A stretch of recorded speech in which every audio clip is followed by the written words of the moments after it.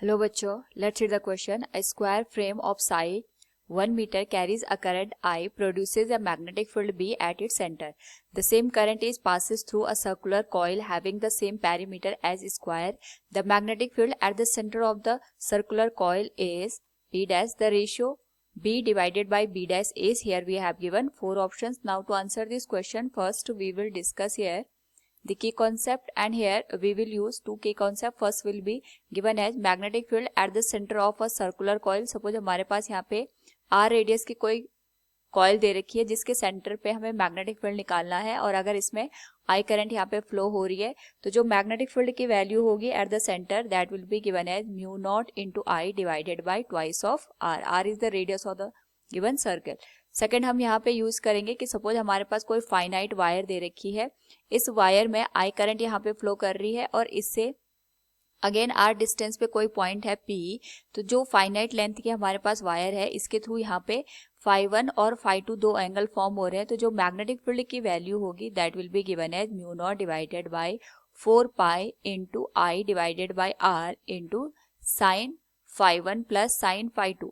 यहाँ पे जो हमारे पास r होता है it is the distance between the point where we have to find out the magnetic field, और जहाँ पे हमारे पास वायर है उसका जो मिडिल पॉइंट होता है वहां से हम डिस्टेंस कैलकुलेट करते हैं, यानी ये नॉर्मल डिस्टेंस होती है for the given wire. Question के अकॉर्डिंग हम यहाँ पे अगर ऑब्जर्व करें तो हमारे पास एक स्क्वायर फ्रेम दे रखा है जिसकी साइड 1 मीटर के बराबर है और इसमें आई करंट फ्लो कर रही है, और हमने यहाँ पे सेम पैरीमीटर का एक और जो सर्कुलर कॉइल है वो कंसिडर कर रखी है. तो इसके लिए सबसे पहले हम ये देखते हैं कि हमारे पास सपोज जो सर्कुलर कॉइल है इसकी वजह से जो मैग्नेटिक फील्ड है, अगर हम क्वेश्चन के अकॉर्डिंग देखें तो यहाँ पे जो मैग्नेटिक फील्ड है सर्कुलर कॉइल की वजह से वो बी डैश हमें देखने को मिल रहा है. सो यहाँ पे जो बी डैश की वैल्यू होगी सबसे पहले अगर हम उसे कैलकुलेट करें it will be given as mu not into I divided by twice of R. हम यहाँ पे जो इसकी रेडियस है उसको कैपिटल आर के बराबर कंसिडर कर रहे हैं, लेकिन साथ में हम इस कॉइल का अगर पैरीमीटर कंसिडर करेंगे तो we can say the perimeter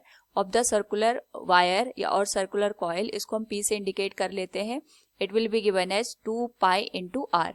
ये हमारे पास इक्वेशन नंबर फर्स्ट हो जाएगी and this will become equation number 2, क्योंकि दोनों का जो पैरीमीटर है स्क्वायर और सर्कुलर कॉइल वो हमें सेम दे रखा है. तो जो सेंटर पे मैग्नेटिक फील्ड आएगा it will be mu not into I divided by twice of R, और यहाँ पे हमारे पास जो पैरीमीटर आएगा that will be given as P equals 2 pi into R के बराबर. इसी तरीके से अगर हम यहाँ पे ऑब्जर्व करें तो हमारे पास एक स्क्वायर प्लेट दे रखी है, इस स्क्वायर प्लेट के सेंटर पे हमें मैग्नेटिक फील्ड फाइंड आउट करना है. सबसे पहले हम यहाँ पे ये देखेंगे कि हमारे पास जो करंट है सपोज वो क्लॉकवाइज डायरेक्शन में फ्लो कर रही है, और क्लॉकवाइज डायरेक्शन में अगर हमारे पास यहाँ पे करंट फ्लो करेगी उस पर्टिकुलर केस में अगर हम इसकी जो लेंथ है क्वेश्चन के अकॉर्डिंग वो हमारे पास यहाँ पे एक साइड की यानी C से D या A से B जो लेंथ है वो 1 मीटर के बराबर है. यहाँ पे अगर हम O पॉइंट पे मैग्नेटिक फील्ड की वैल्यू निकालना चाहते हैं तो सबसे पहले हमें इस लेंथ की रिक्वायरमेंट होगी. इसको मैं यहाँ पे R कंसिडर कर रही हूँ, स्मॉल r, और यहाँ पे हमारे पास जो एंगल बनेगा at this particular case that will B 45 degree, क्योंकि सेंटर पे जो हमारे पास एंगल बनता है पूरा जो डायगोनल होता है वो 90 डिग्री का एंगल बनाता है. तो जो हमारे पास ये साइड होगी अगर हम r की वैल्यू यहाँ पे कैलकुलेट करना चाहते हैं उसके लिए जो एंगल आएगा ये 45 डिग्री आएगा और ये भी हमारे पास एंगल 45 डिग्री हो जाएगा.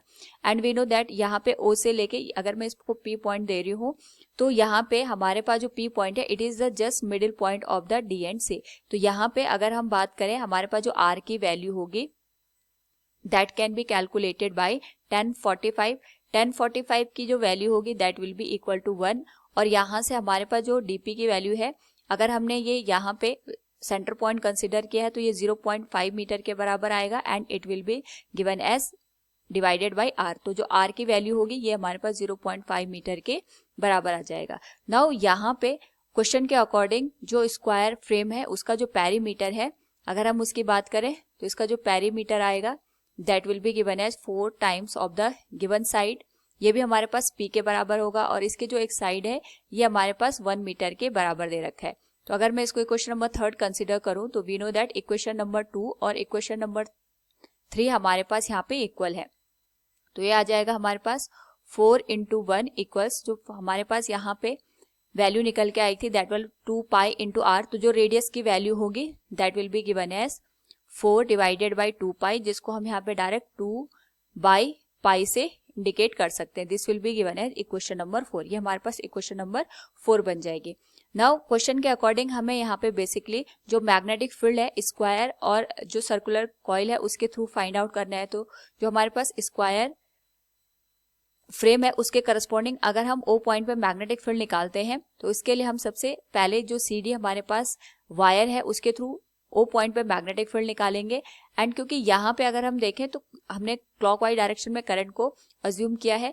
अगर हम यहाँ पे राइट हैंड थंब रूल का यूज करें तो अगर हम थंब को इस डायरेक्शन में प्लेस करेंगे तो जो मैग्नेटिक फील्ड की डायरेक्शन होगी कुछ इस तरीके से आएगी जो ओ पॉइंट पे इनवर्ट इंडिकेटेड होगी। इस केस में भी अगर हम देखें अगर थंब को इस डायरेक्शन में प्लेस करते हैं मैग्नेटिक फील्ड ओ पॉइंट पे इनवर्ट डायरेक्शन में आएगा। सेम यहाँ पे हमारे पास जो B से लेके C और C से लेके D तक की वायर है हर एक केस में जो मैग्नेटिक फील्ड की डायरेक्शन होगी वो इनवर्ट होगी। तो हम केवल एक वायर के थ्रू यहाँ पे मैग्नेटिक फील्ड निकालते हैं, उसका मल्टीप्लिकेशन हम 4 से कर लेते हैं, यानी जो हमारे पास B टोटल आएगा that will be given as B into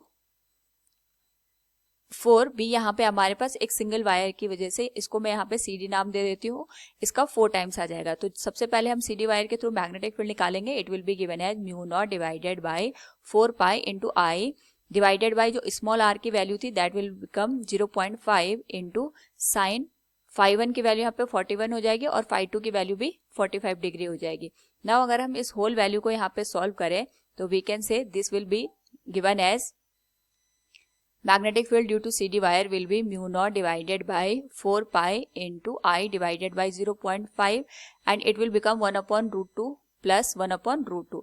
1 upon root 2, 1 upon root 2 it will become twice of divided by root 2. तो इसको हम लिख सकते हैं 2 into mu naught into I divided by 4 pi into 0.5 और हमारे पास जो ये वैल्यू बनेगी it will be given as root 2. Now यहाँ पे अगर हम इस 2 से रूट 2 को कैंसिल करेंगे it will become root 2 into mu not into I divided by 4 pi into 0.5। अब ये हम इसको सॉल्व नहीं कर रहे क्योंकि हमारे पास यहाँ पे जो इनिशियल वैल्यू है उसके साथ इसका रिलेशन आएगा। तो यहाँ पे जो मैग्नेटिक फील्ड टोटल की वैल्यू आएगी स्क्वायर फ्रेम की वजह से वो हमारे पास according to the question B हमें कंसिडर करना है। So it will be 4 times of the root 2 into mu not into I divided by 4 pi into 0.5। तो ये जो वैल्यू हो जाएगी हमारे पास it will become 4 root 2 mu not into I divided by 4 pi into 0.5। It will be given as equation number 5। Now हमें यहाँ पे B और B डैश का रेशियो फाइंड आउट करना है। तो B और B डैश का अगर हम रेशियो फाइंड आउट करें तो ये आ जाएगा 4 root 2 mu not into I divided by 4 pi into 0.5 और B डैश की जो वैल्यू थी according to the given question अगर हम ऑब्जर्व करें it is mu naught I divided by 2r के बराबर। तो ये हमारे पास यहाँ पे रेसिप्रोकल हो जाएगा 2 into r divided by mu not into I. Similar term हमारे पास यहाँ पे कैंसिल हो जाएंगे and we can say it will become 8 root 2 into r divided by 4 pi into 0.5। According to the question हमने यहाँ पे जो रेडियस की वैल्यू थी वो फाइंड आउट करी थी एंड दैट वाज 2 बाई पाई। तो इसे हम यहाँ पे पुट कर देंगे, ये आ जाएगा 8 root 2 into 2 by pi into 4 pi into 0.5। Now अगर हम यहाँ पे इस होल वैल्यू को सॉल्व करें तो हमारे पास जो वैल्यू बनेगी that will become it will become 2 2 4 and it will become 0.5 into 2। ये हमारे पास 1 के बराबर आ जाएगा। पाई इंटू पाई ये पाई स्क्वायर के बराबर वैल्यू हमें दे देगा। So it will become 8 root 2 divided by pi square. Now यहाँ पे अगर हम रूट 2 का मल्टीप्लिकेशन कर दें न्यूमरेटर और डिनोमिनेटर में तो ये आ जाएगा 8 रूट 2 ये आ जाएगा हमारे पास 2 के बराबर and it will become root 2 into pi square that will become 16 divided by root 2 into pi square. So from the given question we can say here the ratio B divided by B dash is 16 divided by root 2 pi square. Option D will be the right answer. Hope all you understood it. Thank you and best of luck.